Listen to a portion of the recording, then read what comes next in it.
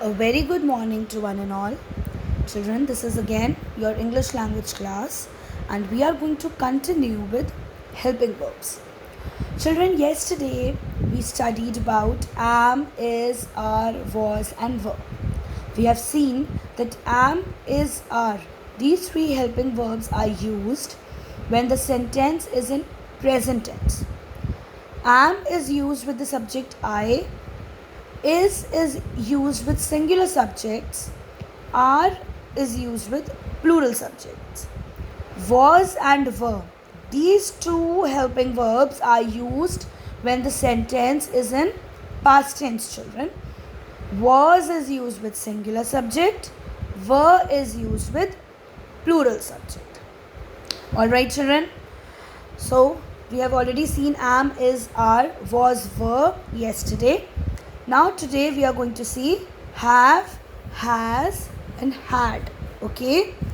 Children, these three helping verbs first of all shows some possession or ownership, or like something belongs to you. You possess something, you own something. Alright? That is the time when we use had, have and has. Alright? Now children, had is used in all the subjects. Okay, it can be plural subject, it can be singular subject, it can be I. Alright, but the sentence is in past tense. Have is used when the subject is plural, or we use it with I. Okay, has is used when the subject is singular, like she, he, it. Alright, children, had is used with all the subjects. Have is used with I and plural subjects, and has is used with singular subject. The difference is that had is used when the sentence is in past tense, and has and have both are used when the sentence is in present tense. Alright, let us see a little more. Here, I have, he, she, it has, we, you, they have. Alright, past tense, when the sentence is in past tense, then we use had, children. Okay, now we can see an example also. Has, the subject of the sentence is a singular noun.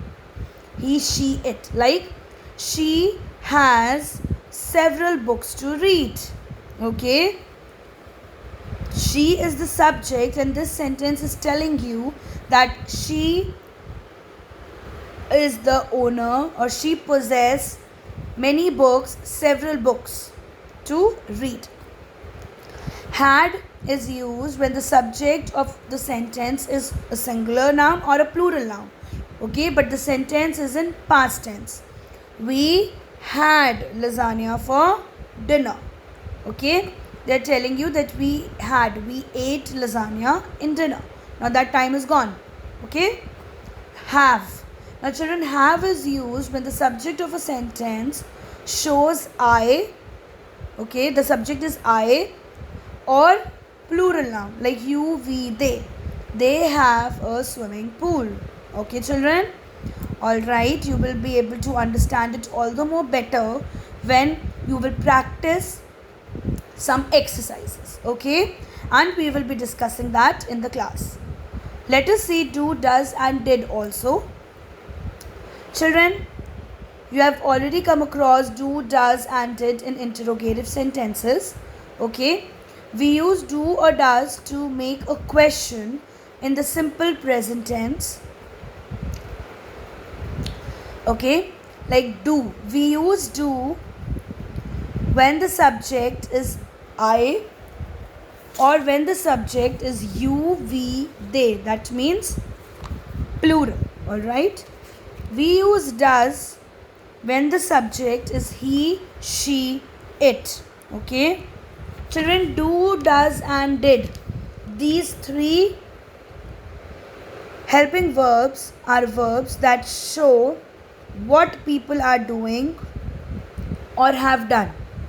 That means they are not only used in making questions, but they are also used to show what people are doing or they have done. Okay, do and does are used to show actions that happened regularly, and did refers to action that have already taken place.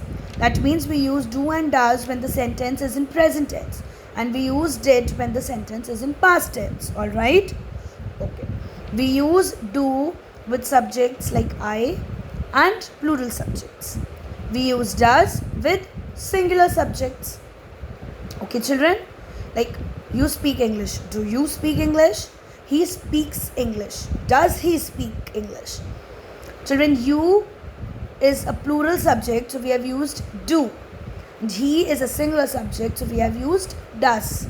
And you all know already that we use did when the sentence is in past tense. Okay, children? So we will discuss more questions in the class. Most exercises we'll see, we'll practice. Okay? Have a nice day, children. Stay home and stay safe. Thank you.